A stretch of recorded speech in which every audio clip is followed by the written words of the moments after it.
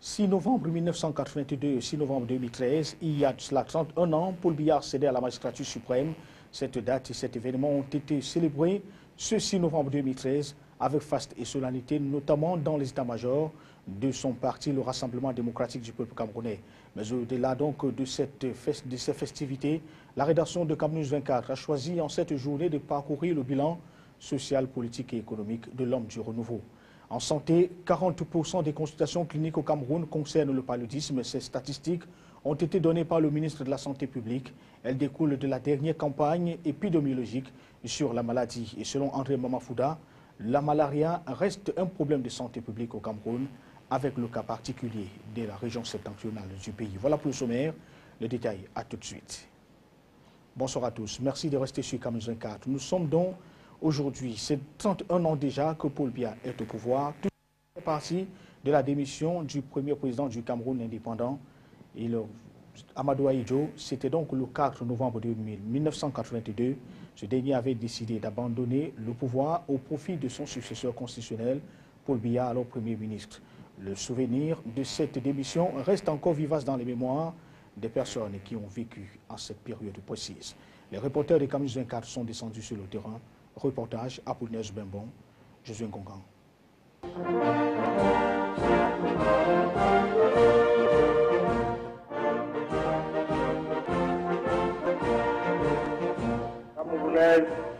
Camerounais, mes chers compatriotes. Le souvenir de la démission d'Amadou Ahidjo du pouvoir le 4 novembre 1982 reste encore vivant dans les esprits de ceux qui, à cette époque, avaient un certain âge. La démission, ça a été annoncé. C'est lui-même à 20h. Et à 20h, il n'a pas parlé juste à 20h. 20h30, les émissions, les informations de 20h, ça passe. 20h15, on attend. Mais qu'est-ce qu'il y a à Yaoundé? Il n'y a pas d'informations jusqu'à présent. 20h30, c'est là où alors le grand commence à annoncer sa démission. Bon, comme lui, quand il parle, il tousse d'abord. Bon, comme vous savez, bon. Alors, il a donc annoncé sa démission. Après cette annonce bouleversante, les Camerounais de tous bords ont eu du mal à accepter la dure réalité. On a été un peu crispés. Est-ce que c'est vrai? Mais qu'est-ce qu'il y a eu? On était ignorants. Est-ce que c'est vrai qu'il a démissionné? C'est bien après, quelques jours après, on a vu que c'est vrai, hein, c'est lui qui a démissionné.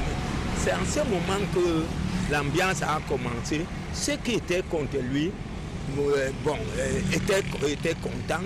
Ceux qui étaient pour lui étaient mécontents. Paul Biya, alors Premier ministre à cette époque, devait, selon la constitution camerounaise, prendre les rênes du pouvoir. C'est ce qu'il fit le 6 novembre 1982. Dès lors, une nouvelle ère politique commença pour le pays. Ça, je ne vous cache pas, à l'époque, tout le monde aimait Paul Biya.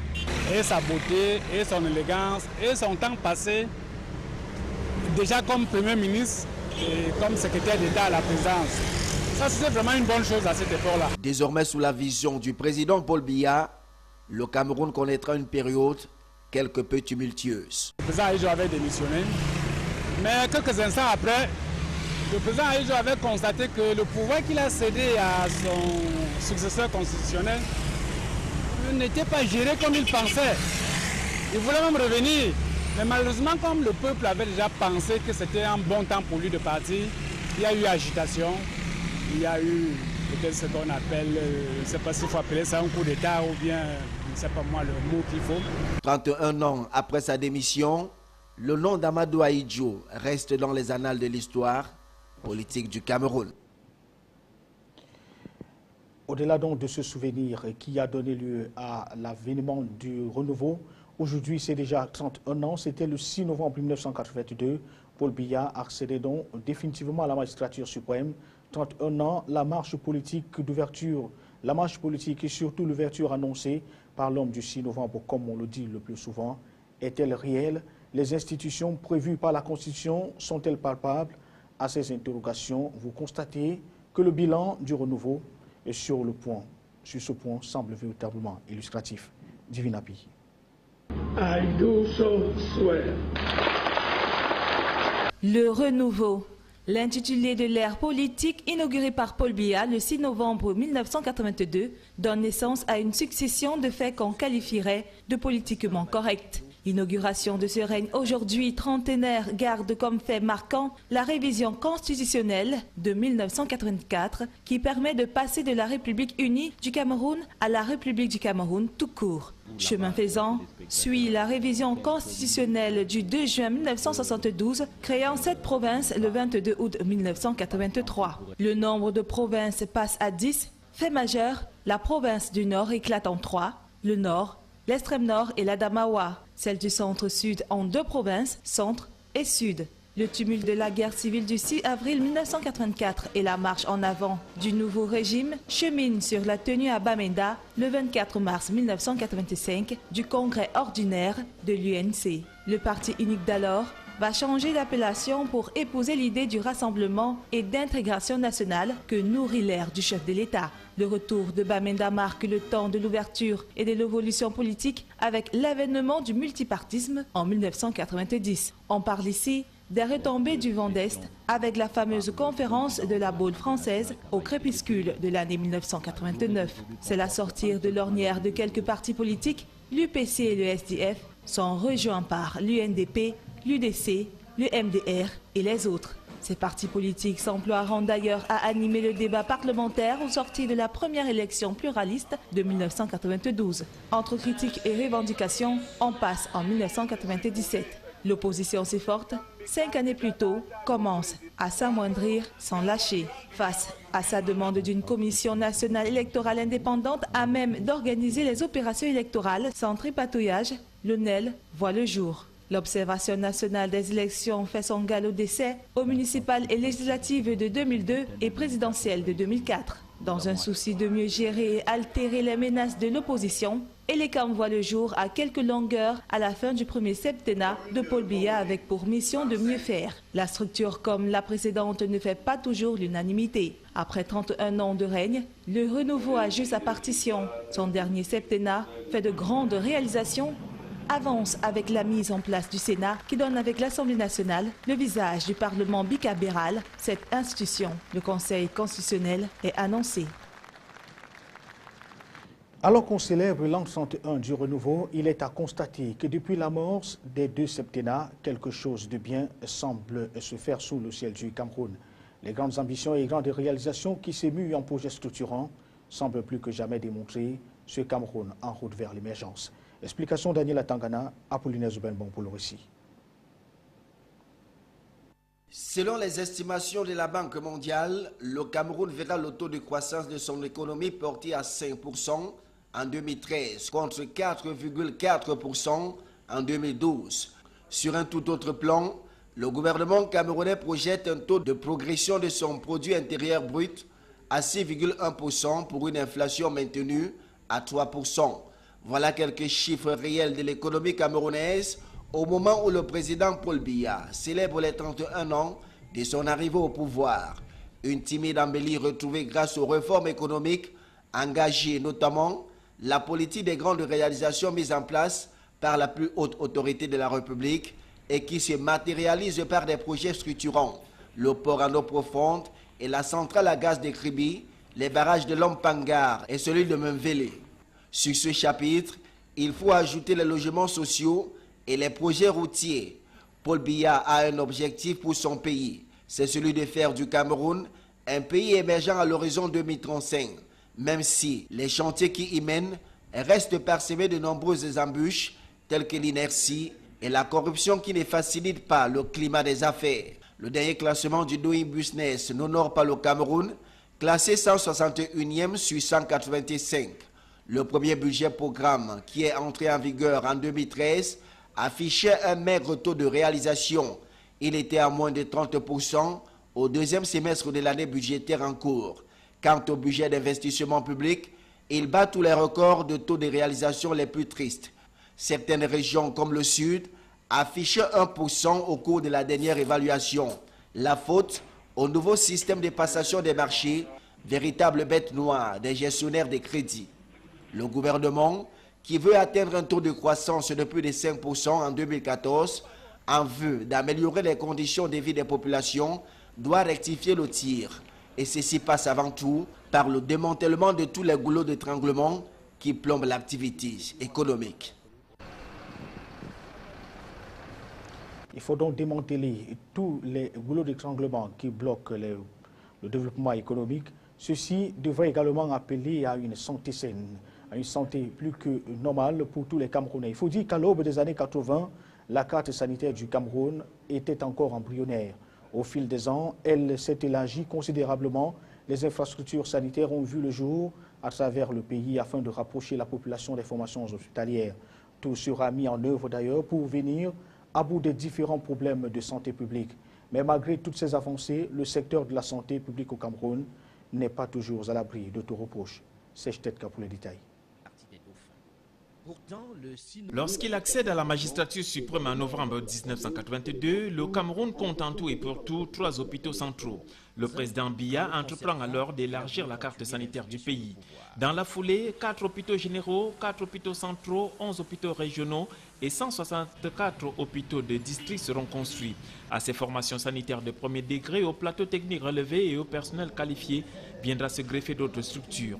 155 CMA, 1888 centres de santé intégrés, 93 hôpitaux privés et 193 centres de santé privés. Pour venir à bout des grands mots, des centres d'hémodialyse seront aménagés dans les 10 régions sanitaires. L'État, à travers la Sénamé au niveau central et le Cap-Air au niveau périphérique, va rendre le médicament disponible et accessible à moindre coût. C'est la promotion des génériques. Tout n'est pas rose car la formation du personnel sera infestée par la gangrène des écoles illégales.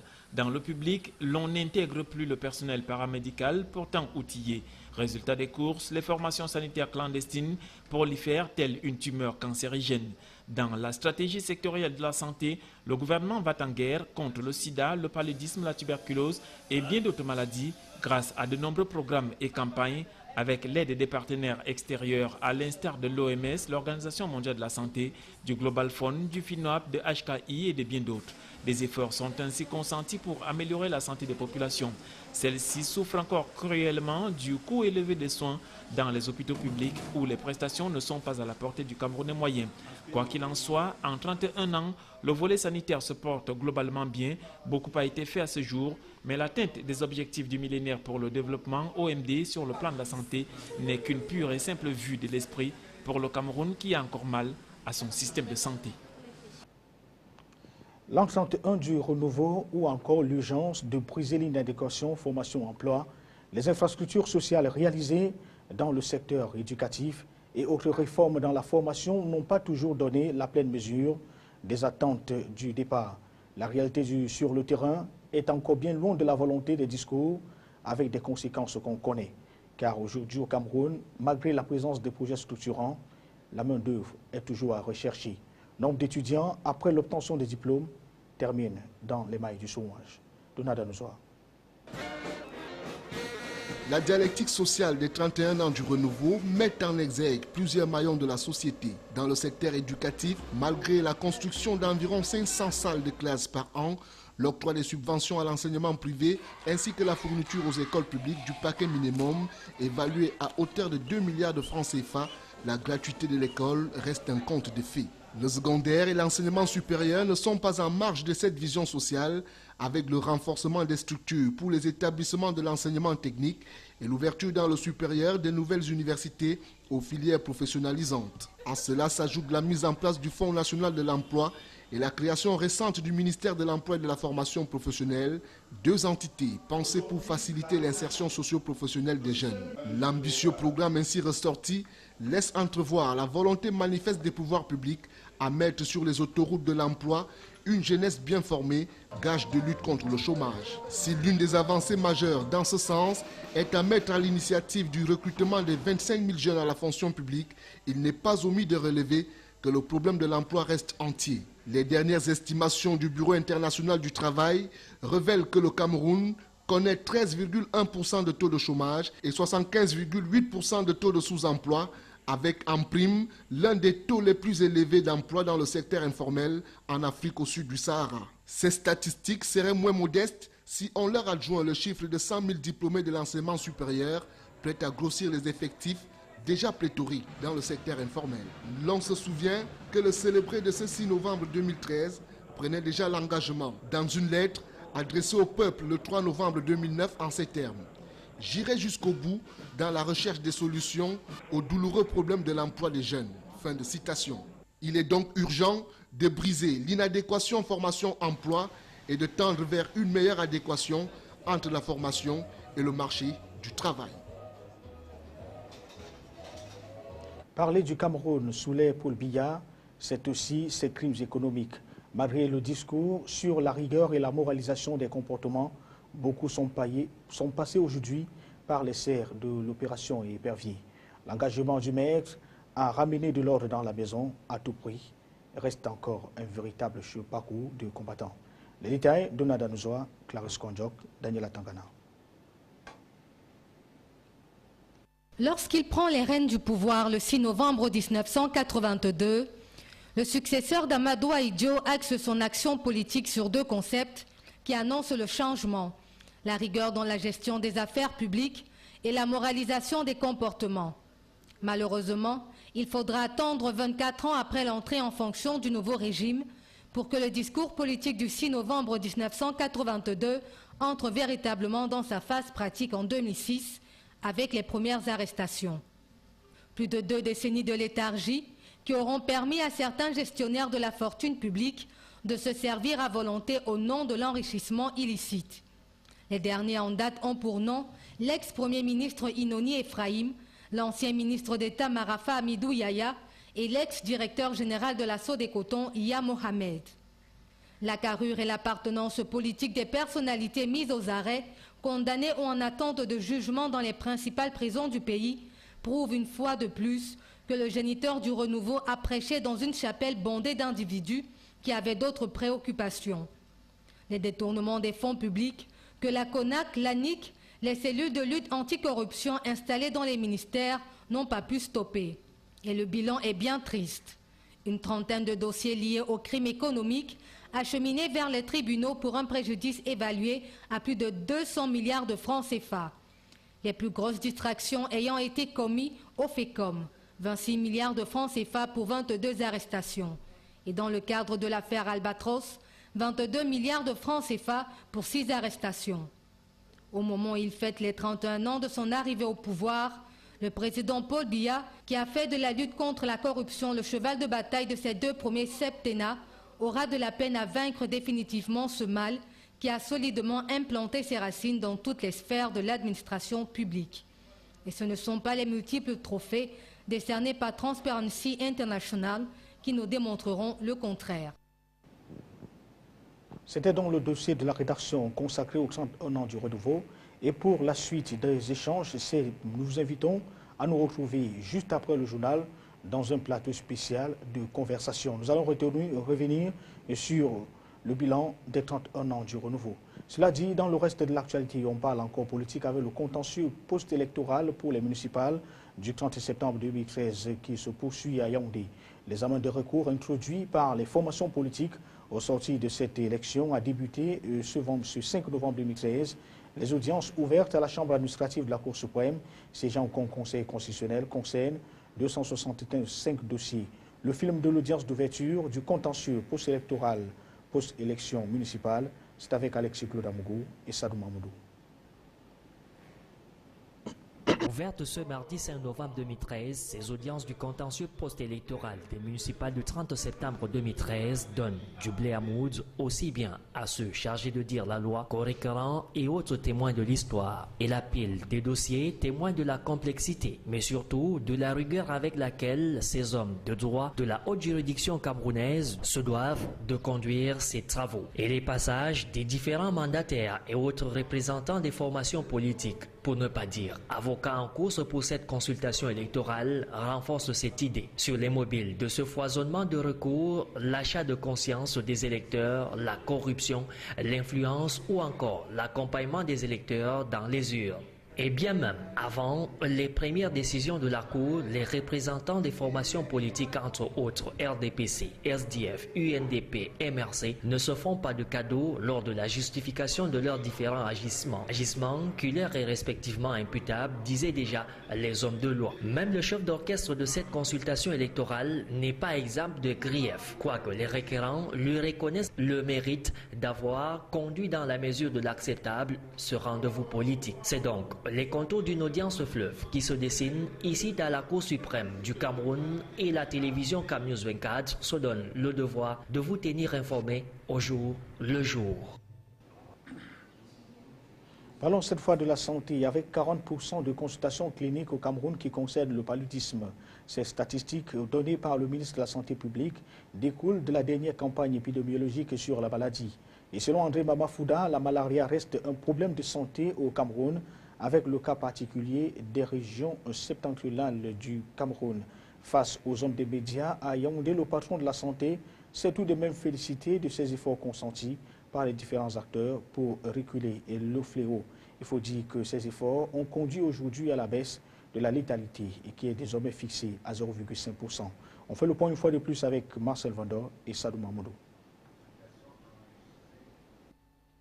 Pour une sortie de mise au point, il fallait le faire, et les chiffres des dernières enquêtes sanitaires ne sont pas de nature à laisser indifférent le patron de la santé publique, André Mamafouda. 40% d'exit. Les enquêtes, c'est le taux des Camerounais qui subissent les affres de la malaria. Et le cas des régions septentrionales, singulièrement l'épidémie de la région de l'extrême nord, ne fait pas l'ombre d'un seul doute. Le défi reste l'intensification de sensibilisation sur l'importance de la prévention dans la lutte contre le paludisme, véritable problème de santé. Déjà, il est judicieux de relever les actes menés par les pouvoirs publics en vue d'une bataille de taille contre cette maladie. L'on peut donc, entre autres, lister la mise en branle du programme national de lutte contre le paludisme, la mise à la disposition des formations sanitaires, des tests de diagnostic rapide, la gratuité du traitement des cas de malaria simple chez les enfants de moins de 5 ans. Aussi, dans ce registre,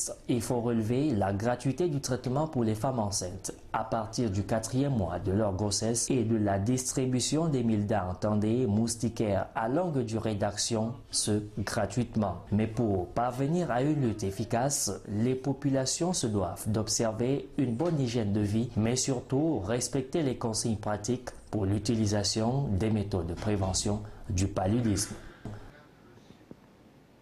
Au sortir de cette rencontre avec les hommes des médias, André Mamafouda a fait le point et l'économie même de la situation épidémiologique pour ce qui est du paludisme au Cameroun. Le voici au micro de Sadou Mamoudou. Pour lutter efficacement contre cette maladie, 3 principaux axes techniques sont mis en œuvre. Le premier axe, c'est la prise en charge des cas. À savoir que les formations sanitaires sont approvisionnées en tests de diagnostic rapide et en médicaments antipaludiques de qualité, mais à des coûts subventionnés pour traiter et les cas de paludisme simple et les cas de paludisme grave. Deuxièmement, le traitement du paludisme simple est gratuit chez l'enfant de moins de 5 ans. Ce depuis 2011, suite aux très hautes directives de son Excellence M. Paul Biya, président de la République, chef de l'État. Le deuxième axe, c'est la prévention du paludisme. Les femmes enceintes dans notre pays reçoivent gratuitement le traitement préventif intermittent pendant les consultations prénatales à partir du 4e mois de la grossesse. Des moustiquaires imprégnés d'insecticides longue durée sont distribués gratuitement aux femmes enceintes pendant les consultations aux enfants de moins de 5 ans. Parlons cette fois de la formation des personnels de la gendarmerie et de la police dans la région du Sud. Ils sont donc à l'école des droits de l'homme. Une formation en matière et qui vient d'être dispensée à ces forces de sécurité afin de les amener à mieux gérer le cas soumis à leur traitement en matière de prévention et de présentation ou de répression s'agissant de l'arrestation ou de la détention. Cet atelier est initié par le système des Nations Unies à travers le Haut Commissariat aux droits de l'homme et le Centre des Nations Unies pour les droits de l'homme et la démocratie en Afrique centrale regroupent les participants. Reportage dans le sud de Gonzanga, Kanchbanda et Divinapi pour le récit. Il s'agit pour le Centre des Nations Unies pour les droits de l'homme et la démocratie en Afrique centrale de doter ses policiers et gendarmes des compétences nouvelles sur les notions de primauté, du droit et du respect des droits de l'homme qu'ils doivent appliquer au quotidien, de les renseigner sur les principes des droits de l'homme à appliquer en matière de lutte contre la traite et les familiariser avec les structures étatiques et non étatiques qui peuvent les aider dans leur travail. Pour donner un sens à ces objectifs, les modules des travaux ont porté sur les droits de l'homme et l'état de droit, les droits fondamentaux et les instruments relatifs aux droits de l'homme, les droits de l'homme en matière d'arrestation, de détention, de migration et de traite des personnes. En ouvrant cet atelier, Abdoulaye Traoré, représentant du directeur du Centre des Nations Unies pour les droits de l'homme et la démocratie en Afrique centrale, a exhorté les participants à une bonne appropriation du contenu de la formation afin d'éviter toute forme d'abus. 2 jours ont donc suffi à la trentaine de participants repartis à quota égal entre le ministère de la Défense et la Délégation générale à la Sûreté nationale pour voir leurs capacités renforcées en matière de respect des droits de l'homme. Eux, qui au quotidien sont en but aux questions de migration et de traite de personnes, doivent jouer un rôle important à la fois dans la prévention et la répression des délits liés au trafic des êtres humains. À l'étranger, dans cette édition d'information, on parle industrie avec le dépôt du bilan de la filiale française du groupe espagnol Fagor. Pendant ce temps, dans le social en France, c'est le FO qui claque la porte des discussions à Rennes sur la crise industrielle bretonne. L'essentiel de l'actualité internationale, c'est avec la rédaction de C24.